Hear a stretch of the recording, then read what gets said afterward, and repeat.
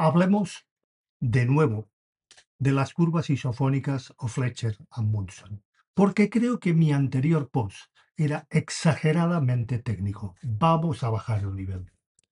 La audición humana es un fenómeno complejo que combina física del sonido, biología del oído y psicoacústica, la ciencia que estudia la percepción sonora.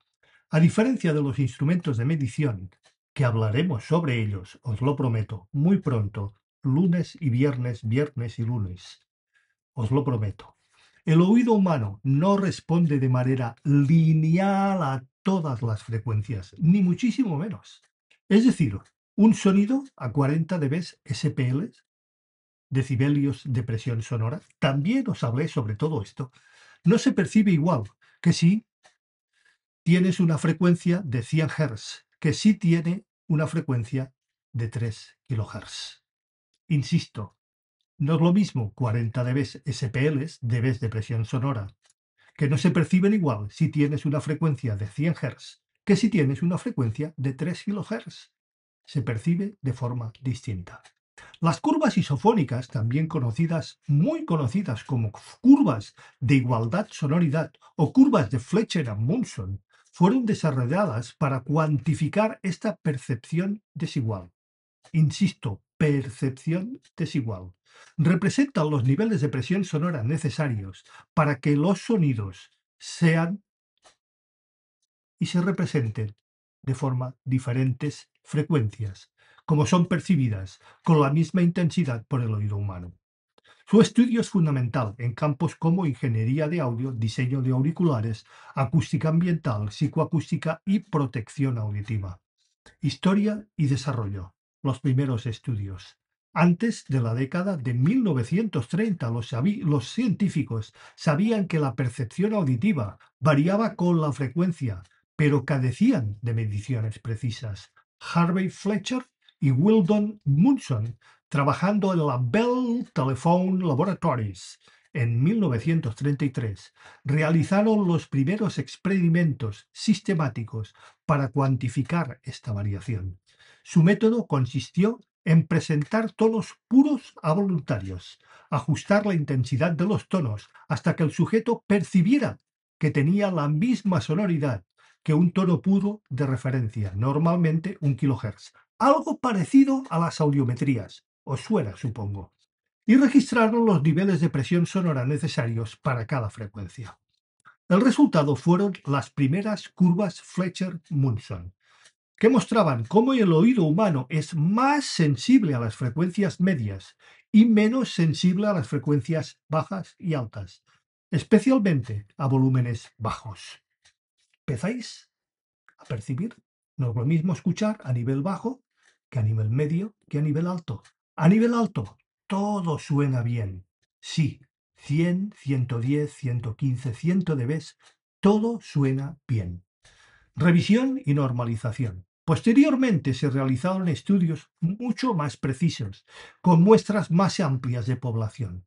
Allí por 2003, la Organización Internacional de Normalización, la conocida como ISO, publicó la norma ISO 226 2.2003, que define las curvas de igualdad sonoridad, pero actualizadas. Estas curvas reflejan mediciones más precisas de la sensibilidad auditiva y cómo se utilizan como referencia en ingeniería de audio y normativas acústicas. Concepto de sonoridad y curvas isofónicas. Definición de sonoridad. La sonoridad es la percepción subjetiva de la intensidad de un sonido. No depende únicamente de la presión sonora objetiva, medida en decibels, sino también de la frecuencia y otras características del sonido, como el timbre y la duración. También os he hablado sobre todo esto. Para medir la sonoridad se introduce la unidad llamada phon, F-H-O-N en inglés, que se define así. Un phon es igual al nivel de presión sonora de un tono a 1 kHz, que se percibe con una determinada intensidad. Todas las frecuencias ajustadas para que se perciban igual que ese tono de referencia tienen el mismo valor de Fons. Definición de curva isofónica. Una curva isofónica es un gráfico que representa en el eje de las X horizontal frecuencia en Hertz en la escala logarítmica. Insisto, logarítmica. Eje Y vertical.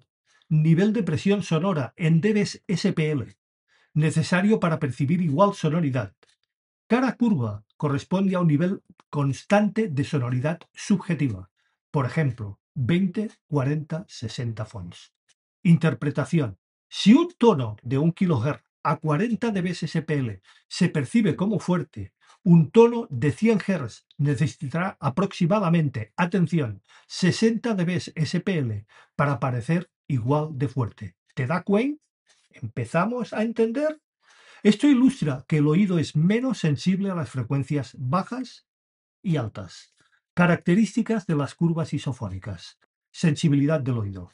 Las curvas muestran que la máxima sensibilidad auditiva se encuentra, atención navegantes, entre 2 kHz y 5 kHz, zona donde se encuentra la mayoría de las consonantes del habla. Las frecuencias bajas, entre 20 y 200 Hz, reciben mayor presión sonora para percibirse igual. Es decir, requieren más castaña para tener la misma sensación de volumen. Las frecuencias altas, exactamente lo mismo, de 10 a 20 kHz, también requieren de mayor presión sonora, especialmente a volúmenes bajos. ¿Me seguís? A altos niveles de sonido, más de 80 y 90 dB, la sensibilidad del oído se vuelve más uniforme. ¿Te da cuenta? Aunque todavía ligeramente menos sensible a graves y agudos. Vuelvo a insistir. ¿Te da cuenta? Puntos importantes. La curvatura no es lineal. Aumenta más abruptamente hacia los extremos del espectro audible. La forma de las curvas explica fenómenos como que la música baja de volumen suene fina o débil en graves. Vuelvo a insistir. ¿Te da cuenta? La percepción de la sonoridad también depende de factores como el entorno acústico y la adaptación auditiva. Métodos de medición. Experimentos originales. Fletcher y Munson usaron tonos puros generados electrónicamente. Auriculares y o altavoces calibrados, señores. Esto no sirve. Sujetos humanos ajustando la intensidad hasta percibir igualdad de sonoridad. Medición moderna. El gran cambio. Actualmente se usan métodos más precisos, muchísimo más acurados. Técnicas de pares corporativos. El sujeto compara tonos de distintas frecuencias para igualar la sonoridad. Instrumentación digital, generadores de tonos puros, amplificadores de alta precisión y sistemas muy altamente calibrados. Estudios estadísticos. Se promedian los resultados de múltiples sujetos para obtener curvas representativas de la población más acuradas, precisas y exactas. Implicaciones psicoacústicas. Percepción de la música. Las curvas explican fenómenos como la percepción disminuida de graves y agudos a bajos volúmenes. Vuelvo a insistir, ¿te das cuenta? La necesidad de ecualización de loudness en amplificadores. ¿Te da cuenta que aumenta bajos y agudos a volúmenes bajos para compensar la menor sensibilidad auditiva? ¿Te vuelves a dar cuenta? La mezcla musical debe considerar la sensibilidad auditiva relativa para garantizar que todos los instrumentos sean percibidos correctamente. Protección auditiva. Las curvas muestran que sonidos de baja frecuencia pueden ser peligrosos, aunque se perciban débiles, porque requieren de mayor presión sonora para ser percibidas por estos y por esto. Las normativas de ruido laboral utilizan ponderaciones basadas en curvas A, dBA. También os hablé sobre ellas, que simulan la percepción del oído humano a niveles moderados. Diseño de audio, auriculares, altavoces y sistemas de cine en casa se han calibrado teniendo en cuenta las curvas de sonoridad. Los sistemas de compensación de frecuencia aplican ecualización automática para que la percepción del volumen sea uniforme a distintas frecuencias. Relación con otras medidas. Phon versus son. S-O-N, también en inglés. Phon, medida subjetiva de sonoridad a una frecuencia específica. Son, escala lineal que refleja cómo la percepción de sonoridad publica su, duplica su intensidad. Percibida. Siempre percibida. Por ejemplo, dos sones se perciben el doble de fuerte que un solo son. ¿Me seguís? Curvas ISO 226. Revisan y actualizan los datos de Fletcher-Munson, utilizadas en estándares internacionales de audio, diseño de auriculares y medición de ruido ambiental. Corrigen errores y sesgos de los experimentos originales de Fletcher-Munson, ofreciendo datos muchísimo más precisos para la industria moderna. Ejemplos prácticos. Ecualización de un amplificador. Supongamos que estás escuchando música a 30 dB SPL, relativamente muy bajo. Las frecuencias graves, 50-200 Hz, se perciben débiles. La ecualización del loudness aumenta bajos y agudos. Al subir el volumen, la ecualización disminuye porque la percepción se vuelve más uniforme. Esos son las curvas de Fletcher-Munson. Evaluación de ruidos ambientales. Un ventilador, tal y como os comenté, puede emitir 50 dB SPL a 100 Hz, pero se percibe menos molesto que un zumbido de 50 dB SPL a 3 kHz. Los sonidos usan ponderación dBA para ajustar la medición según la curva de sensibilidad del oído humano. ¿Me seguís? Curvas de Fletcher-Munson. Limitaciones y consideraciones. Variabilidad individual. La percepción auditiva varía según la edad, sexo y exposición al ruido. También os hablé largo y tendido de este hecho. Condiciones experimentales. La calibración de auriculares y altavoces y la habitación afectan las mediciones. Mucho. Tonos puros versus sonidos complejos. Las curvas originales se basan en tonos puros, sinusoidales. Los sonidos musicales o ruido tienen espectros complejos que interactúan con la percepción de manera diferente, radical y brutalmente diferente. Altos volúmenes. Las curvas de Fletcher-Munson originales subestiman la uniformidad de percepción a niveles SPL más y muy altos. Importancia contemporánea. Las curvas Fletcher-Munson y sus versiones más modernas son fundamentales en la ingeniería de sonido, acústica y psicoacústica.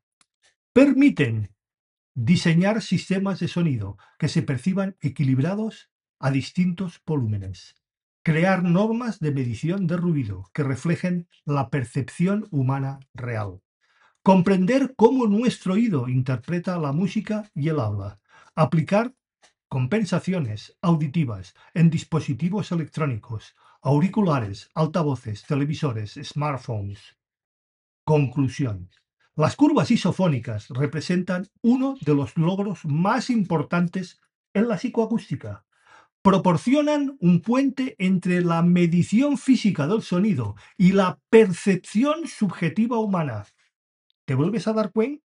Explicando fenómenos cotidianos como por qué la música baja de volumen suena débil en graves y agudos, o por qué ciertos ruidos son más molestos a pesar de tener la misma intensidad física en SPLs y energía acústica. Su aplicación va más allá de la teoría. Influye en el diseño de equipos de audio, normativas de ruido, protección auditiva y estudios científicos sobre percepción auditiva. Aunque los experimentos originales se realizaron hace casi un siglo, Las curvas siguen siendo relevantes en ingeniería moderna y la acústica profesional y doméstica, y su comprensión es más que esencial para cualquier profesional del sonido o investigador de la psicoacústica. Vuelvo a insistir, te da cuenta curvas de Fletcher a Bunsen. Espero haber sido claro. Nos vemos